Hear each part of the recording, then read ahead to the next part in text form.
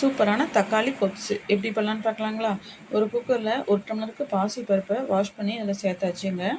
இப்போ வந்து அது மூழ்கிற அளவுக்கு தண்ணி ஊற்றிட்டு கொஞ்சமாக பெருங்காயத்தூள், 1/2 டீஸ்பூன் மஞ்சள்தூள் போட்டு நல்லா குழைவாக வேக வச்சு எடுத்து வச்சுக்கலாம்.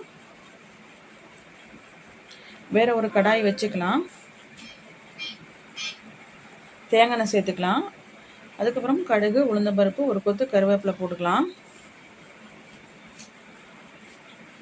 ஒரு பெரிய வெங்காயத்தை பொடிசாக கட் பண்ணி வச்சுக்கிறாங்க. இப்போ அதை போட்டுக்கலாம். போட்டுட்டு நல்லா வதக்கிக்கலாம். நல்லா கலர் மாறுற வரைக்கும் நல்லா வதக்கிட்டு இது கூடவே 2 பச்சை மிளகாவை சேர்த்துக்கலாம்.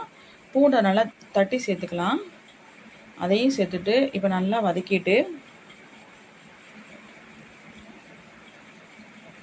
தக்காளி கொஞ்சம் நிறையவே சேர்த்துக்கலாம். நான் ஒரு 3 தக்காளி போட்டிருக்கிறேங்க.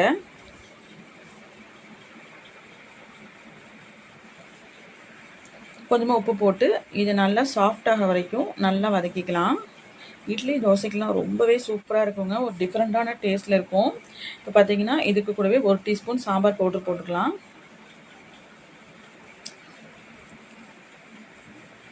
அதையும் போட்டுட்டு இப்போ இதை நல்லா வதக்கிக்கலாம்.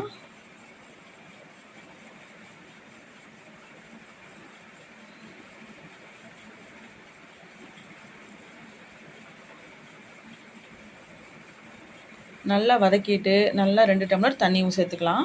சேர்த்துட்டு இப்போ வந்து நல்லா கொதிக்கட்டும்.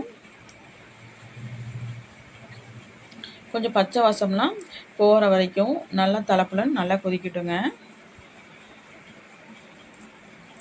சாதத்தை கூடி நல்லா நெய் ஊற்றி நல்லா சுடு சாதத்தில் பிசைஞ்சு சாப்பிட்டோம்னா ரொம்பவே சூப்பராக இருக்கும்.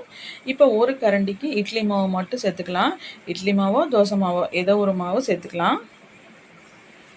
சேர்த்துட்டு இதை நல்லா மிக்ஸ் பண்ணி கொடுத்துக்கலாம். அதுக்கப்புறமா வேக வச்சுக்கிற பாசிப்பருப்பு எடுத்து அதில் போட்டுட்டு இதை நல்லா மிக்ஸ் பண்ணிக்கலாம். ஹை ஃப்ளேமில் தீ வச்சுட்டு நல்லா மிக்ஸ் பண்ணிக்கலாம். இதுக்கு கூட ரொம்ப திக்காக இருந்துச்சுன்னா கொஞ்சமாக தண்ணி சேர்த்துக்கலாம். தண்ணி சேர்த்துட்டு நல்லா கொதி வரட்டுங்க.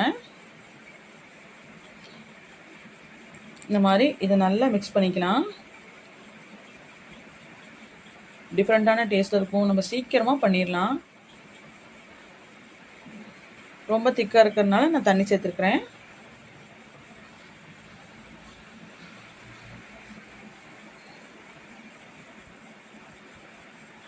நல்லா இப்போ கொதி வரட்டும். க்ளோஸ் பண்ணி வச்சிடலாம். இந்த மாதிரி கொஞ்சம் நீக்கின மாதிரியே வச்சுக்கலாம். பார்த்திங்கன்னா இப்போ நல்லா கொதி வந்துருச்சு. இந்த ஸ்டேஜில் வந்து நம்ம நாட்டு சக்கரை 2 போட்டுக்கலாம். அப்படி இல்லை அப்படின்னா வெல்லம் போட்டுக்கலாம்.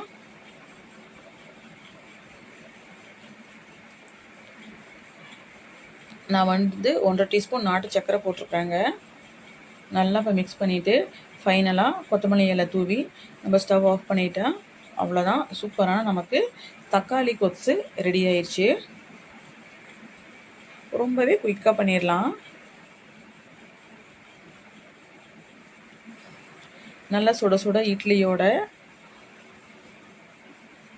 நிறைய ஊற்றி நல்லா தொட்டு சாப்பிட்டா ரொம்பவே சூப்பராக இருக்குங்க. மறக்காமல் ட்ரை பண்ணி பார்த்துட்டு எப்படி இருக்குன்னு சொல்லுங்கள். வீடியோ பிடிச்சா லைக் பண்ணுங்கள், ஷேர் பண்ணுங்கள், மறக்காமல் ஃபாலோ பண்ணிவிட்டு சப்ஸ்கிரைப் பண்ணிக்கோங்க. தேங்க்ஸ் ஃபார் வாட்சிங்.